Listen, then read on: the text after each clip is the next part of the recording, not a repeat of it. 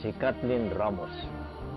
Nawala si Kathleen o Kakatkat 4 na taon na ang nakararaan.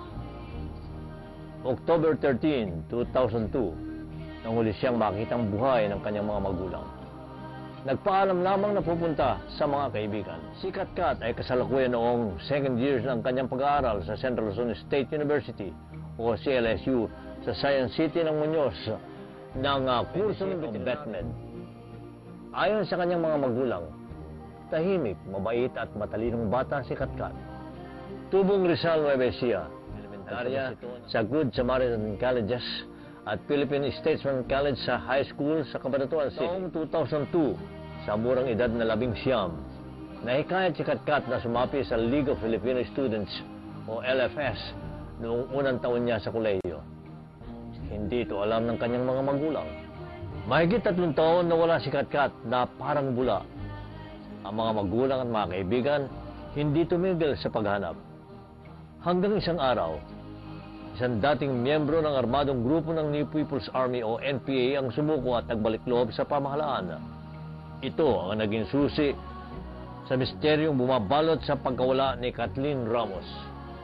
Ikinuwento nito ang tunay na nangyari kay Kakatkat, ang dahilan ng pagkawala nito. Matapos ang paghuhukay ng may 3 talampakang lalim, tumambad ang buto ng isang tao. Agad itong iniayos sa mga tauhan ng militar upang ibaba ng bundok.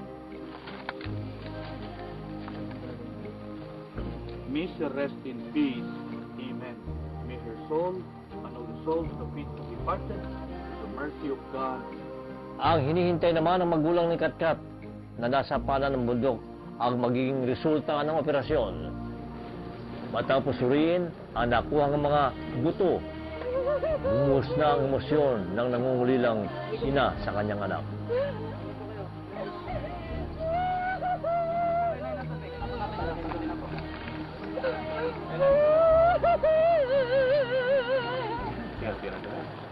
So, yung kung ano, yung nakita niyong bakay kanina, positibo po ba na yung anak niya? Yung underwear niya, yung ipin niya.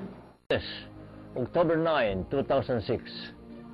Ilang araw matapos mahukay ang bangkay ni Katkat, bumagsak sa kamay ng otoridad ang itinuturong utak sa pagkamatay ng batang estudyante.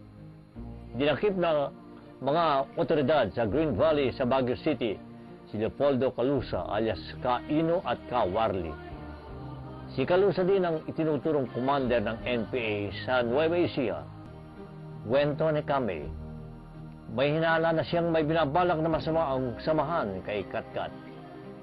Dahil dito, kaya sinubukan niyang isama sa kanyang pagtakas noon si Katkat. Hindi nga lamang siya nagtagumpay.